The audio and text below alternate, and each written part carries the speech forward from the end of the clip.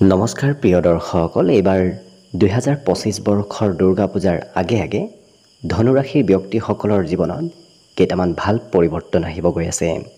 কাৰণ ধনুৰাশিৰ ব্যক্তিসকলৰ এইকেইটা দিনত বুধ আৰু শুক্ৰ এই দুয়োটা গ্ৰহৰ দৃষ্টি প্ৰভাৱে আপোনাৰ বিভিন্ন ক্ষেত্ৰত শুভ উন্নতি লৈ আনিব। গতিকে কোনটো ক্ষেত্ৰত কি পৰিৱৰ্তন আহিব, ক'ত ক'ত শুভ খবৰ আপুনি লাভ কৰিব, সেই বিষয়ে জানিবলৈ আজি ভিডিঅ'টো শেষলৈকে চাই থাকিব। অৱশ্যে ভিডিঅ'টো আৰম্ভ কৰাৰ পূৰ্বে আপোনালোকলৈ এটা বিশেষ অনুৰোধ যে ভিডিঅ'টোত এটা লাইক কৰিব, আৰু যদি আজি প্ৰথমবাৰৰ বাবে এই চেনেলটোলৈ আহিছে তেতিয়াহ'লে চেনেলটো ছাবস্ক্ৰাইব কৰি কমেণ্ট বক্সত জয় মা দুৰ্গা লিখিবলৈ একেবাৰে নাপাহৰিব। ধনুৰাশিৰ ব্যক্তিসকলৰ এই দুৰ্গা পূজাৰ আগৰ সময়খিনিত শুক্ৰ গ্ৰহ আপোনাৰ বাবে অতি শুভ অৱস্থাত থাকিব। কাৰণ শুক্ৰ গ্ৰহ এই দুৰ্গা পূজাৰ সময়সীমাখিনিত আপোনাৰ ৰাশিৰ পৰা নৱম স্থানত থাকিব।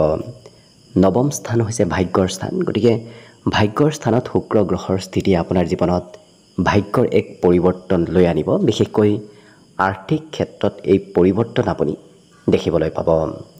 ধন টকা পইচাৰ আগমন বৃদ্ধি পাব। কাৰণ আকস্মিক ধনৰ আগমন এইকেইটা দিনত আপুনি নিশ্চয় দেখিবলৈ পাব। গতিকে উপাৰ্জন পাতিবোৰ বাঢ়িব। নপাবলগীয়া ধনো ক'ৰবাৰ পৰা আপুনি নিশ্চয় লাভ কৰিব। অৱশ্যে মনৰ আশাবোৰ পূৰ্ণ হোৱাৰ সম্ভাৱনাও বহুখিনি দেখা পোৱা গৈছে। কাৰণ মনত যদি কিবা আশা আছে, সেই আশাবোৰ দেখিব এইকেইটা দিনৰ ভিতৰত আপোনাৰ পূৰ্ণ হ'ব।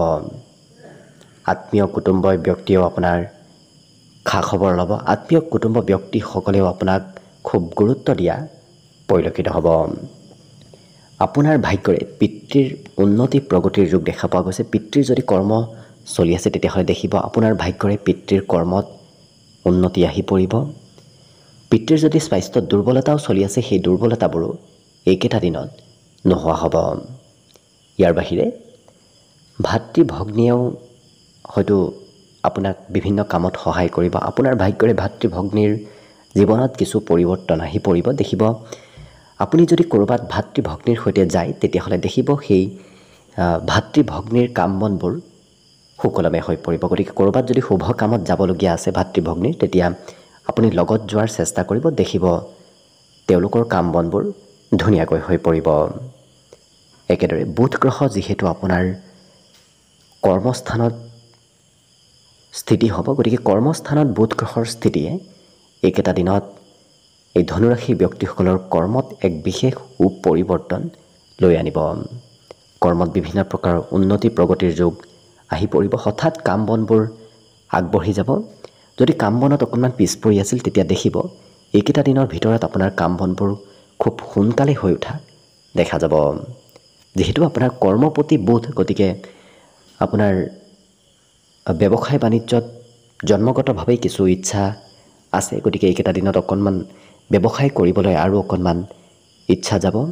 ব্যৱসায়ৰ অধিপতি আৰু কৰ্মৰ অধিপতি হৈ যিহেতু কৰ্মস্থানত স্বগৃহী হৈ আছে, গতিকে এইকেইটা দিনত বুধ গ্ৰহই এক বিশেষ সুপৰিৱৰ্তন দিয়া দেখা যাব। কাৰণ বুধ গ্ৰহ হৈছে ব্যৱসায়ৰ একমাত্ৰ কাৰক গ্ৰহ। গতিকে যদি আপুনি ব্যৱসায় কৰাৰ কথা ভাবি আছে, এইকেইটা দিনত আৰম্ভ কৰক। দেখিব বহুখিনি আগবাঢ়ি যাব পাৰিব।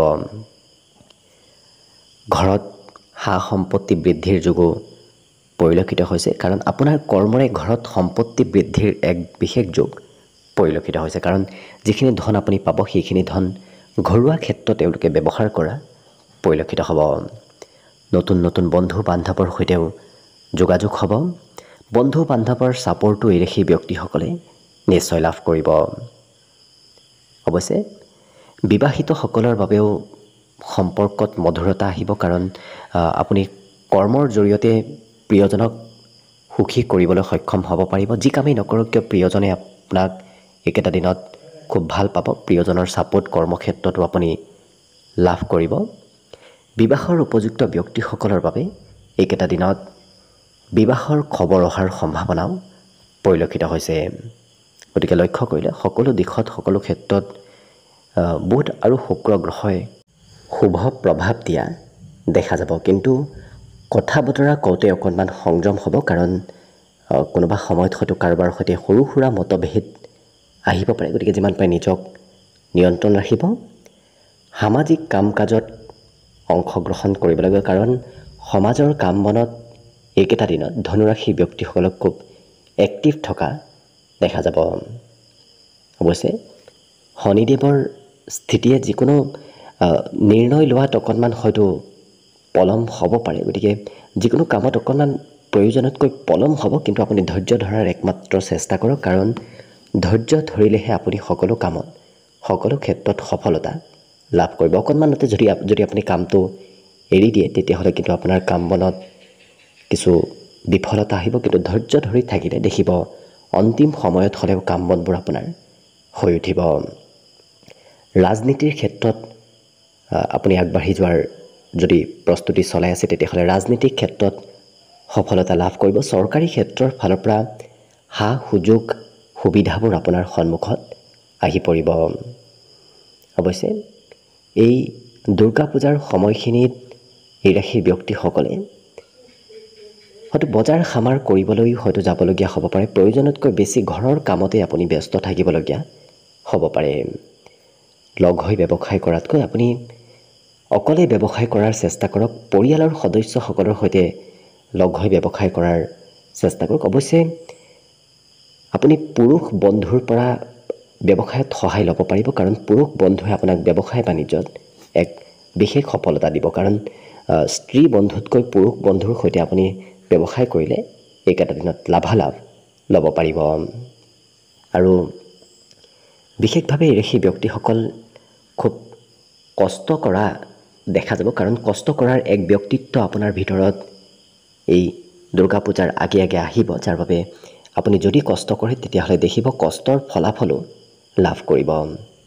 মাজে সময়ে অৱশ্যে উপহাৰৰ আদান প্ৰদান হ'ব পাৰে, কাৰণ এই ৰাশিৰ ব্যক্তিসকলৰ এইকেইটা দিনত উপহাৰৰ প্ৰাপ্তিৰ যুগ এক বিশেষ হিচাপত দেখা পোৱা গৈছে। গতিকে কোনোবাই হয়তো উপহাৰ হিচাপত কিবা দিব পাৰে।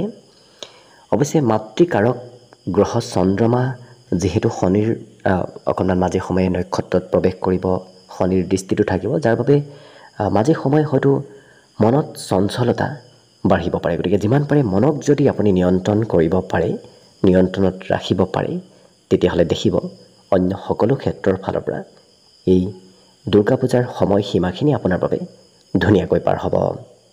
অৱশ্যে পঢ়া শুনাটো মাজে সময়ে চঞ্চলতা থাকিব, কাৰণ পঢ়িবলৈ বহিলেই হয়তো শনিদেৱৰ দৃষ্টি চন্দ্ৰমাত পূৰ্ণ দৃষ্টি দিয়াৰ বাবে মাজে সময়ে পঢ়াত কিছুদিন ধাউতি থাকিব, কিছুদিন পঢ়াৰ পৰা অকণমান আগ্ৰহ কম হ'ব। গতিকে বাকীবোৰ ক্ষেত্ৰত শুভ প্ৰভাৱ থকা দেখা যাব। বাকী আশা কৰিছোঁ মা ভগৱতীৰ কৃপাত যেন আপোনাৰ এই সম্পূৰ্ণ দুৰ্গা পূজাৰ সময়খিনি শুভ আৰু মংগলময় হৈ পৰক, তাৰেই কামনাৰে আজিৰ বাবে ভিডিঅ'টো ইমানতে সামৰণি মাৰিছোঁ। ধন্যবাদ।